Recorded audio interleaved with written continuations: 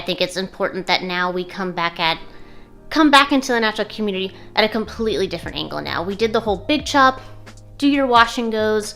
You know, everybody was just like saturate, saturate, saturate your hair to get definition. I don't think that was the right way to go about it. I think that that worked for a specific hair type, specifically type 3. I think that the natural hair community has failed those with type 4 hair. It has.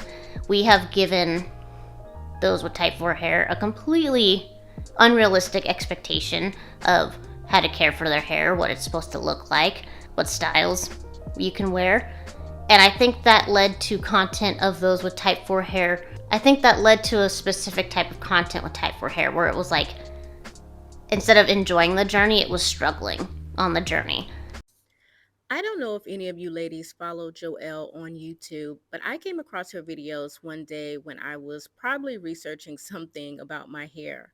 Now, Joelle is interesting because she's a biracial woman with 4C hair, and she makes great content. I'll make sure I leave a link in the description below to her channel. I wanted to address a point that she made in her video, and I wanted to add some of my thoughts about beauty and beauty standards and the struggle with natural hair.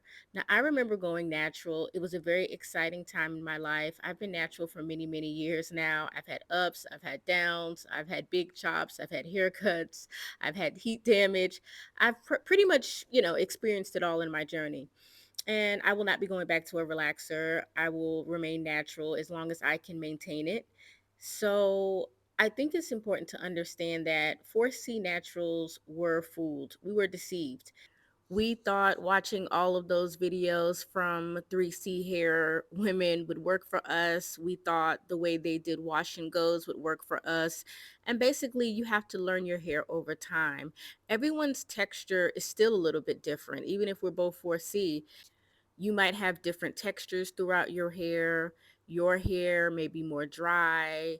Your hair may have just special needs that my hair doesn't. And it's it's been tough sometimes to remain natural, but I love hair, and I've tried crochet braids, and that was something I used to do a little bit more before I moved abroad. I don't wear wigs, I don't wear sew-in weaves. That's not my look. I don't really do straight hair looks unless I flat iron my hair, and I'll talk about that in a bit. But first thing I want to talk about is you just have to stop watching people that you don't relate to in the area of beauty. This relates to hair and skin. This is about genetics. If you're watching a video of a girl with beautiful skin who's saying, "Oh, I love these products," and she doesn't have acne skin and you have acne prone skin, well, what are you watching her for? Because those products are probably not going to work for you. I mean, you could still watch for entertainment, but a lot of people just don't understand this boils down to genetics, how long your hair can grow, what type of skin you have, whether it's oily or whether it's dry. And as I traveled, I just started making my life a little bit easier. When I moved abroad, I started wearing braids more because it was more convenient. It was a style I was comfortable in. I enjoy wearing braided hairstyles. I think I look good in them. My lifestyle is pretty flexible, so I don't have to worry about, is this appropriate for this environment? And we've made great strides about, natural hair in the workplace and braids, and you kind of see it everywhere now. The environment really is changing, and that's a good thing. However, that doesn't change genetics, your body shape, how clothes look on your body compared to someone who does not have your body type. I don't think people really talk about this. Some clothes are just not going to look good on your body type because of your shape. Other types of clothes may work better for you. This is all about genetics.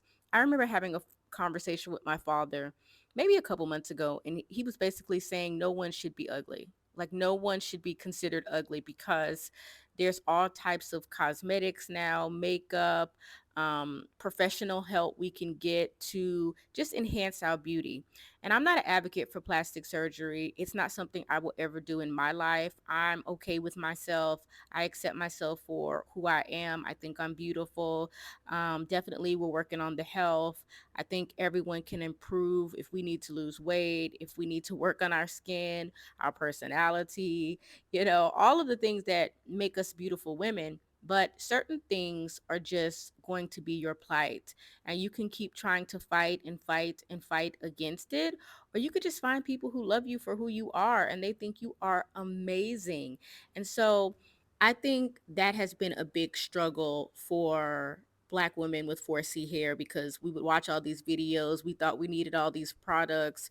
We would try to stretch our hair because every woman likes long hair. Of course, some women embrace short hair, but the standard across the board in the Western world is a little bit of hang time.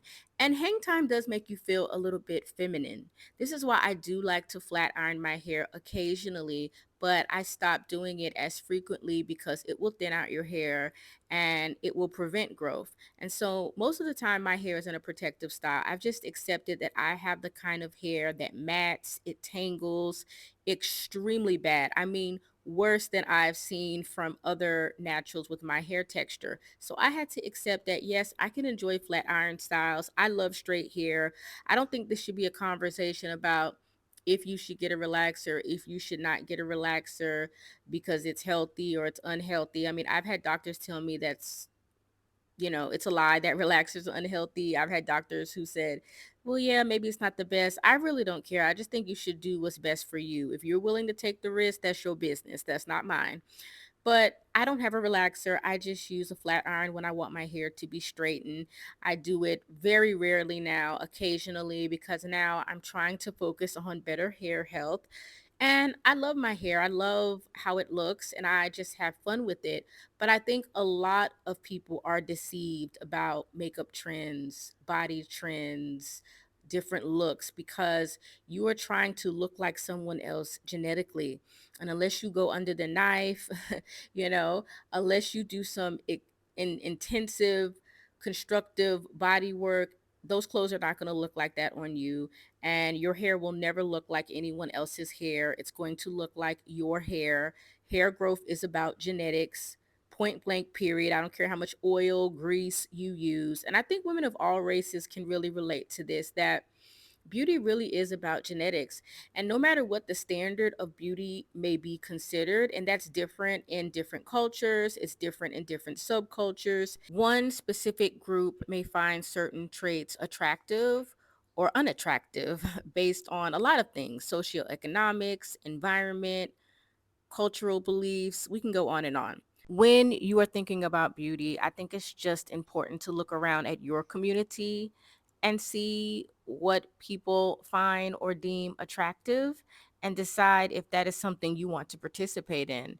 And if it's not, you don't have to do drastic changes to yourself besides just trying to stay healthy, alive, and feel good about yourself. You can move into other areas. You can find other types of people who will appreciate what you bring to the table. I receive compliments from people all of the time from different cultures and ethnicities, and it helps me embrace my natural beauty even more.